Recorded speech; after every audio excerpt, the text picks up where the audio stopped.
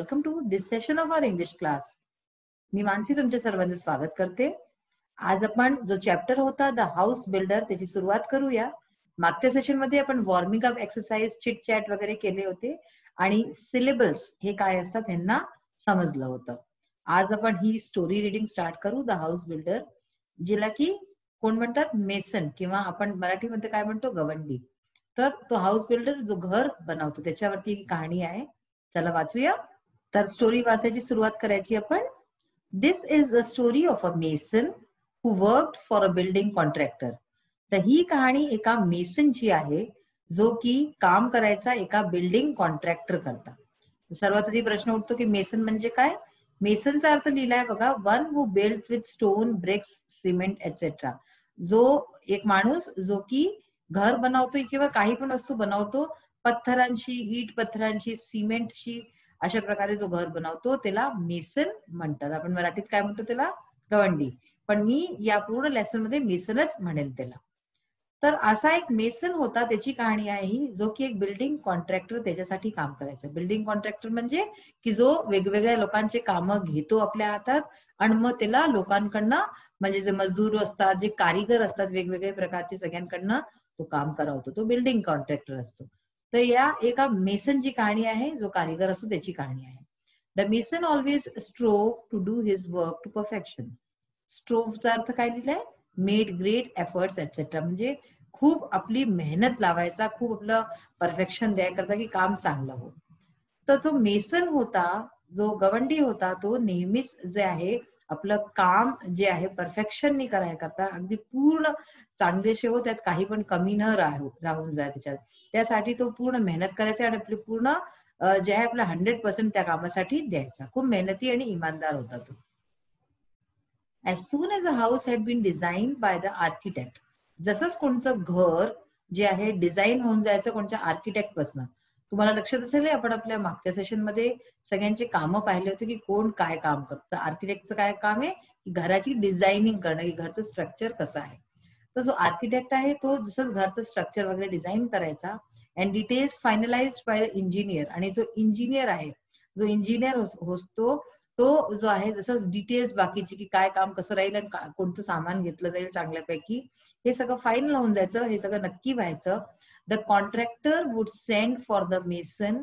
तर तेव्हा त्याच्यानंतर तो काम मग कॉन्ट्रॅक्टर जवळ यायचा आणि मग कॉन्ट्रॅक्टर काय करायचा, त्या मेसनला, त्या गवंडीला तिथे धाडायचा and leave the responsibility of building the house to him. आणि त्याच्यावरती जे आहे होलसोल सगळी जी उत्तरदायित्व आहे त्याचा सोडून द्यायचा, की ते घर कसं बनवायचं ते तो मेसन बघत होता. त्याला पूर्ण नक्षा वगैरे मिळून जायचा आणि काम कसं करायचंय ते तो स्वतः बघायचा. The mason would then without wasting any time start his work. आणि त्यानंतर जो मेसन होता, जो हाऊस बिल्डर होता, तो बिलकुल वेळ न घालवता तुरंत आपलं काम चालू करून द्यायचा. He would take great interest in his work of building. तर तो आपल्या कामात खूप रुची दाखवायचा. घर बांधवायचं जे काम होतं त्याच्यात त्याला खूप रुची यायची. And do it with full dedication. आणि त्याला पूर्ण आपल्या डेडिकेशननी, पूर्ण समर्पणनी करायचा. He made sure that he used the best construction material of high quality. तर तो हे नक्की करायचा की तो जे काम घेतलंय त्यांनी हातात, तर ते जे काम जे करतोय तो त्याच्यामध्ये जो मटेरियल आहे, जो सामान तो युज करतो आहे, तो बेस्ट क्वालिटीचा, सगळ्यात चांगला असो, हे तो नक्की करायचा. ऑफ हाय क्वालिटी, एकदम बढ़िया असो. The measurements of the walls, doorways, arch etcetera वर परफेक्ट. आणि जितकेही मेजरमेंट वगैरे घेतले जातात की भाई कुठलं कुठे किती काय लागेल, सगळं म्हणजे घराच्या बनवायच्या संबंधित जितकंही काम आहे ते सगळं तो बघायचा आणि बघायचे की बेस्ट से बेस्ट त्या सामान सगळं यूज हो, हे सगळं तो लक्ष ठेवायचा. And he gave an excellent and appealing finish to whatever he build. आणि त्यात सगळ्यात शेवटी घर बनवून एकदम जेव्हा लास्ट मध्ये व्हायचं तर तो फिनिश चांगली द्यायचा. फिनिश म्हणजे काय की एकदम घर असं छान दिसायचं, काही त्याच्यात रफ वर्क नाही राहायचं. तर तो आपलं काम पूर्ण अशा प्रकारे 100% इमानदारीने करायचा. The owners of the new houses built would be more than satisfied with the construction. जे नवीन घरं बनायचे, त्याचे जे मालिक राहायचे, ते लोक मोर देन सॅटिस्फाईड, म्हणजे की त्यांना नुसतं संतुष्टी नाही, ते फार प्रसन्न व्हायचे ते घर पाहून. कारण की एक तर तो इतक्या लगन मेहनतनी बनवायचा, खूप सुंदर बनवायचा, आणि जे मटेरियल वगैरे युज करायचं सामान, तोही सुद्धा अगदी बढिया फर्स्ट ग्रेडचं राहायचं.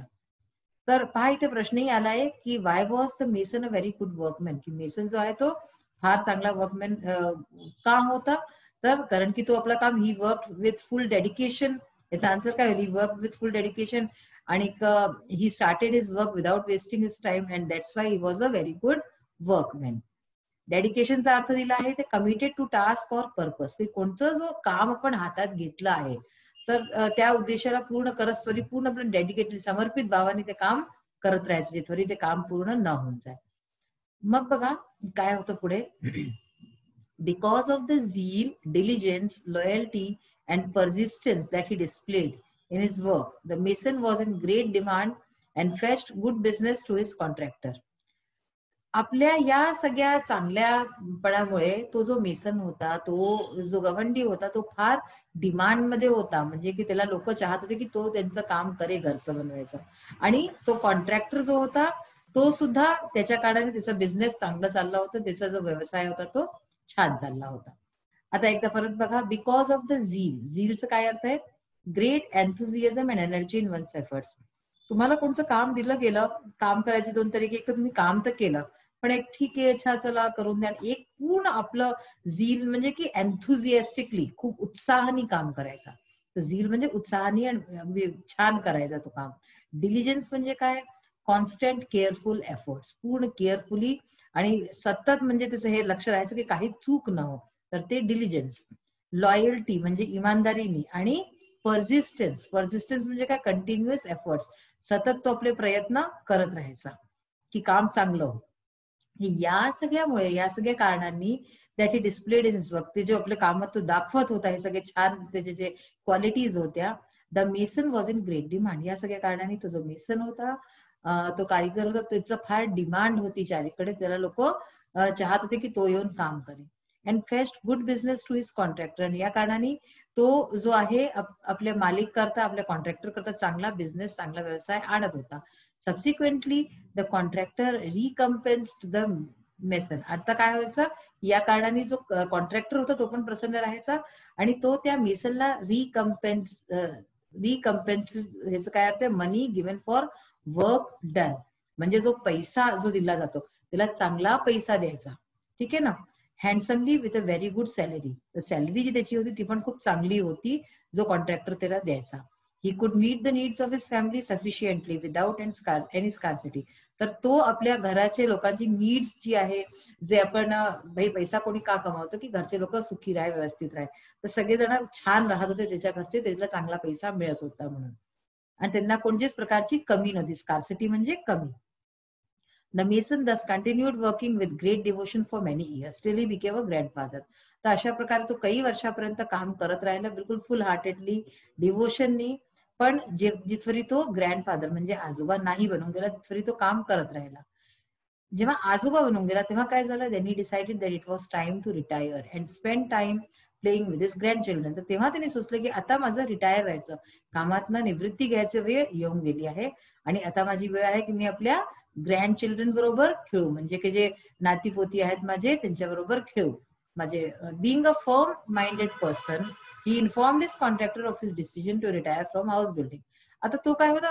फर्म माइंडेड पर्सन, म्हणजे तो जे सोचून घेत होता, दृढ निश्चय होता त्याचा. तर असा दृढ निश्चय व्यक्ती होता, म्हणून त्यांनी काय सुचलं की आपल्या कॉन्ट्रॅक्टरला सांगून द्यावं. तर त्यांनी आपल्या कॉन्ट्रॅक्टरला सांगितलं आपल्या या डिसिजनच्या बाबतीत, निर्णयाच्या बाबतीत, की मी आता काम नाही करेन, to retire from house building. मी रिटायरमेंट, निवृत्ती चाहतोय. The contractor was very disheartened. Contractor जो होता तो बहुत जास्त डिसहार्टेड होऊन गेला, म्हणजे फेल्ट डिसअपॉइंटेड. त्याला फार निराशा झाली ही गोष्ट ऐकून. To lose such an excellent workman and urge the mason to continue his job but to no avail. तर तो फार दुःखी झाला, त्याचं मन फार दुःखी झालं की मी इतका चांगला आपला कार्यकर एक म्हणजे की माझ्या हातातनं चालला जाईल. आणि त्यांनी मेसनची खूप जास्त विनंती केली की तू काम नको करू, की तू काम कर आणि काम नको सोडू, continue his job but to no avail. पण त्याचा काही अर्थ नाही निघाला. बट टू नो अवेल म्हणजे ऑफ नो यूज, काही त्याचा यूज नाही झाला, कारण की तो कोणची गोष्ट ऐकायला तयार नव्हता. The mason had made up his mind and refuse to carry on. तर त्यांनी गवंडीनी आपलं मन बनवून घेतलं होतं आणि त्यांनी कॉन्ट्रॅक्टरची गोष्ट नाही ऐकली आणि त्याला मना करून दिलं स्पष्ट शब्दात की मी असं काहीच नाही करेन, आता मला काम सोडायचंच आहे. आता तुमच्या इंग्लिश वर्कशॉप मधल्या या ज्या एक्सरसाइज आहेत त्या आपण बघू. पुढची कहाणी आपण आपल्या नेक्स्ट सेशन मध्ये बघूया की ह्याच्यानंतर काय होतं. बघा क्वेश्चन नंबर 2 आहे तुमचं, choose the proper phrase expression to complete the sentences meaningfully. म्हणजे की इथे काही वाक्यांश दिले आहेत, शब्द दिले आहेत, त्यांना आपल्याला फिलअप्स मध्ये भरायचं आहे. To send for, with full dedication, in great demand, to meet the needs of, make up one's mind, to no avail, to hand over. हे सगळे आपण आता फ्रेजेस वाचून चुकलेलो आहे, तर हे आपल्याला सही जागी त्यांचा यूज करायचा आहे. She does her job with full dedication, म्हणजे ती आपलं जॉब करते. जॉब म्हणजे काय असतं, आपलं काम जे काही, ती आपलं जॉब करते विथ फुल डेडिकेशन, पूर्ण समर्पण भावाने, तर पूर्ण चांगल्याने ते काम करते. One should make up one's mind to help others when needed. इथे जिथे जिथे तुम्हाला ही लाईन्स दिसतात, अंडरलाईन सेंटेन्स दिसतात ना, हे आपण याच्यात भरलेले आहेत. ठीक आहे, हे याच्यात फिल केले आहेत. तर आता दुसरं बघा, one should make up one's mind to help others when needed. तर एक व्यक्तीला आपलं मेकअप वन्स माइंड म्हणजे आपलं मन बनवून घेतलं पाहिजे दुसऱ्यांना मदत करायचं वेन नीडेड, जेव्हाही जरूरत असेल तर तिला आपलं मन बनवलेलं पाहिजे की जर कुणाला आपली जरूरत आहे तर आपण त्याची जे आहे मदत करू. As Mr. Jadhav was transferred to Chennai, he had to hand over his responsibilities to his assistant. चूंकि मिस्टर जाधव जे आहे त्यांचं ट्रान्सफर होऊन गेला चेन्नईमध्ये, तर म्हणून त्यांना आपल्या ज्या रिस्पॉन्सिबिलिटी होत्या, आपल्या उत्तरदायित्व होत्या, त्या हँड ओव्हर कराव्या लागलं. म्हणजे आपलं जे काम आहे ते दुसऱ्याला द्यायचं, त्याला म्हणतात हँड ओव्हर. ते हँड ओव्हर करावं लागलं आपल्या असिस्टंटला, आपला जो खालचा तो होता त्याला द्यावं लागलं. The labourer's income was not sufficient to meet the needs of his family. म्हणजे लेबरर म्हणजे कोण असतो, जो कारीगर असतो, कामगार असतो. तर कामगाराचा जो इन्कम होता, जी सॅलरी होती, ती एवढी सफिशियंट नव्हती, एवढी पर्याप्त नव्हती की त्याची फॅमिली, त्याच्या परिवाराची मीट द नीड्स ऑफ, म्हणजे काय, त्याचे जे आवश्यकता आहेत त्या पूर्ण हो पावे, तर एवढी त्याची सॅलरी नव्हती, एवढं तिची पगार नव्हती. Because of a fault in the wiring they will have to send for an electrician. To send for या ह्याच्यात, तर एका वायरिंग मध्ये फॉल्ट असल्याच्या कारणाने, म्हणजे जे बिजलीचे तार वगैरे असतात ना आपल्या घरात, तर त्याच्यात काही फॉल्ट असल्याच्या कारणाने they will have to send for an electrician, तर त्यांना एक इलेक्ट्रिशियनला बोलवावं लागेल. Mother tried hard to change her son's habits but to no avail. आईनी, मदर म्हणजे आई, तर आईनी खूप प्रयत्न केला आपल्या मुलाचे जे हॅबिट्स आहेत, सवयी आहेत, त्यांना चेंज कराय करता, बदलाय करता, बट टू नो अवेल, पण काही त्याचा यूज झाला नाही, काही त्याचा निष्कर्ष निघाला नाही. Mangoes from Ratnagiri are always in great demand. आता इथे इन ग्रेट डिमांड आहे, म्हणजे रत्नागिरीचे जे आंबे असतात ते नेहमीच खूप डिमांड मध्ये असतात, त्यांची लोकांना खूप हवेहवेसे असतात, ते ग्रेट डिमांड. अशा प्रकारे क्वेश्चन आन्सर्स आज आपण स्टार्ट करूया.